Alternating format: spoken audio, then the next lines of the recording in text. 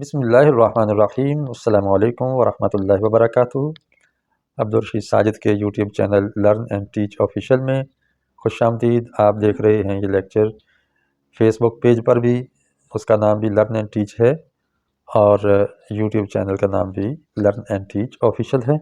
اس کے اندر آپ کو بہت سے تعلیمی اور تربیتی سلسلے دیکھنے کو مل رہے ہیں۔ ان سلسلوں میں اور کیا ہونا چاہیے، کیا نہیں ہونا چاہیے، اپنی آراء اور مشوروں سے نوازیے، انشاءاللہ شکریہ کے ساتھ قبول کیے جائیں گے اور اس میں بہتری لانے کی کوشش کی جائے گی۔ تو اس چینل کا نام آپ دیکھ رہے ہیں کہ لرن اینڈ ٹیچ، یعنی سیکھو اور سکھاؤ۔ تو میرا یہ پیغام ہے، اس چینل کا یہ پیغام ہے کہ آپ سیکھیں یا سکھائیں، ان دو حالتوں میں سے کوئی ایک حالت آپ کی ہونی چاہیے، یا ایک دن میں دو حالتیں بھی ہو سکتی ہیں کہ آپ جو سیکھیں اپنے پیاروں کو آگے سکھانا شروع کر دیں، اس سے آپ کے اپنے علم میں پختگی آ جائے گی انشاءاللہ۔ تو لیجیے آج کا سبق ہم شروع کر رہے ہیں۔ اس سے پچھلے سبق میں ہم نے پڑھا تھا فعل مضارع کی گردان کو، اور اس گردان میں آنے والی چیزیں کہ کیا کیا اضافے شروع میں ہوئے، کیا آخر میں ہوئے، اس کو جانا تھا۔ آج ہم دیکھیں گے کہ فعل مضارع میں نفی کے معنی پیدا کرنے کے لیے عموماً لا استعمال ہوتا ہے۔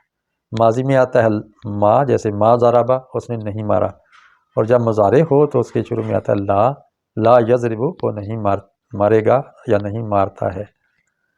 تو نیگیٹو بنانا ہو تو شروع میں لا آتا ہے، جیسے لا اذهب، میں نہیں جاتا۔ اور کبھی کبھی ما بھی آ سکتا ہے، یعنی ما اور لا، یہ ماضی میں بھی لا کبھی آ جاتا ہے اور مضارع میں بھی ما کبھی آ جاتا ہے، لیکن عام طور پہ ماضی میں نفی لانی ہو تو ما آتا ہے، اور مضارع میں نفی لانی ہو تو لا آتا ہے۔ اب ہم مشق کرنے لگے ہیں، اس سے آپ کو انشاءاللہ فائدہ ہوگا۔ یضحک الولد، ہنستا ہے لڑکا یا ہنسے گا لڑکا۔ ضحک معنی ہوتا ہے ہنسنا، تو یضحک الولد، لڑکا ہنستا ہے یا ہنسے گا۔ وتضحک امہ، اور اس کی ماں ہنسے گی یا ہنستی ہے۔ تو فی الحال ہم ایک ہی زمانے کو لے کے چلتے ہیں، تو اس میں دوسرے مستقبل کے معنی کی بھی گنجائش موجود ہے۔ لڑکا ہنستا ہے اور اس کی ماں ہنستی ہے۔ اب غور کریں، یہاں یضحک آ رہا ہے، یہاں تضحک آ رہا ہے، یہاں یا کا اضافہ، یہاں تا کا اضافہ، کیوں بلا، کیا فرق ہے؟ تو جی ہاں، آپ نے صحیح جانا کہ مذکر کے شروع میں یا آتی ہے اور مؤنث کے شروع میں تا آتی ہے۔ اب آگے سوال ہے کہ تا تو دو صیغوں میں آتی ہے، تضحک کو معنی تو ہنستا بھی ہوتا ہے، اور تضحک کو معنی تضحک کا معنی وہ ہنستی ہے۔ تو یہاں تو کا معنی کریں گے یا وہ کا؟ چونکہ اس کا فاعل آگے ظاہر موجود ہے اور وہ مؤنث ہے، اس سے پتہ چلتا ہے کہ یہ غائب کا صیغہ ہے۔ چونکہ غائب کا صیغہ ہو تو اس کا فاعل آگے لفظوں میں موجود ہوتا ہے، حاضر کے صیغے کو آگے فاعل ظاہر کی ضرورت نہیں ہوتی۔ تضحک امہ، اس کی ماں ہنستی ہے۔ یکثر المطر فی الہند، کثرت سے ہوتی ہے بارش، فی الہند، ہندوستان میں بارش کثرت سے ہوتی ہے۔ تو یکثر فعل، المطر فاعل، اور فی الہند جار مجرور کا جوڑا متعلق فعل ہو گیا۔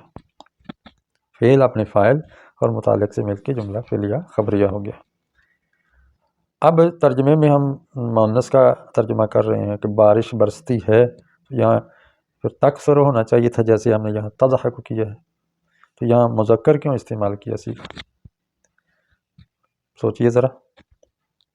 تو یہ جناب فرق اس لیے ہے کہ بعض الفاظ ایک زبان میں مذکر ہوتے ہیں اور دوسرے میں مؤنث استعمال ہوتے ہیں، جیسے پٹھان لوگ، پشتو والے ہماری جب اردو بولتے ہیں، پنجابی بولتے ہیں، تو ہماری مذکر کو مؤنث اور مؤنث کو مذکر کر رہے ہوتے ہیں۔ عربوں کے اندر بھی یہ معاملہ ہے، تو عربی میں بھی بعض الفاظ مذکر استعمال ہوتے ہیں، ہمارے ہاں اس کا ترجمہ مؤنث آتا ہے۔ اب یکثر المطر، ترجمہ تو ہونا چاہیے بارش برستا ہے، کیونکہ مذکر کا صیغہ ہے، لیکن ہمارے ہاں بارش کے لیے مؤنث کا صیغہ بولا جاتا ہے، اور عرب لوگ اس کو مذکر کا صیغہ دیتے ہیں۔ یقطف الولد الزہرۃ، توڑتا ہے لڑکا پھول کو۔ زہرہ کوئی بھی پھول ہو سکتا ہے، فلاور کے معنی میں ہے۔ تو یقطف فعل ہے، الولد اس کا فاعل ہے، فاعل پہ پیش ہوتی ہے، الزہرۃ مفعول ہے، اسی وجہ سے اس کے آخر میں زبر آ رہی ہے، یعنی نصب آ رہا ہے۔ یاد رکھیے کہ آخر میں پیش ہو تو اس کو رفع کہتے ہیں، اور آخر میں زبر ہو تو اس کو زبر کی بجائے نصب کہتے ہیں۔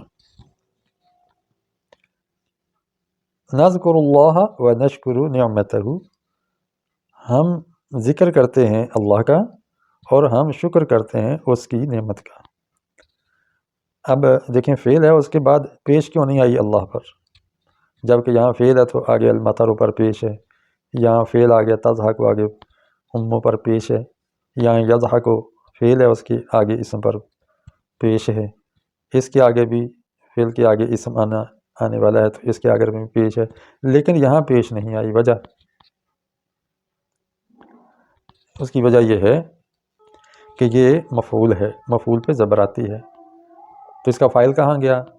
تو یہ بتایا تھا کہ فاعل کی ضرورت آگے ہوتی ہے اگر غائب کا صیغہ ہو، یذکر، یکثر، تضحک، یضحک، یقطف، یہ غائب کے صیغے ہیں اور اس کی نشانی ہے کہ شروع میں یا آ رہی ہے یا تا آ رہی ہے، لیکن یہ غائب کا صیغہ نہیں ہے۔ نون آ رہی ہے تو متکلم کا صیغہ ہے، یہ ہم نے پچھلے سبق میں پڑھا کہ نون صرف ایک صیغے میں آتی ہے اور وہ جمع متکلم یعنی فرسٹ پرسن پلورل صیغہ ہے۔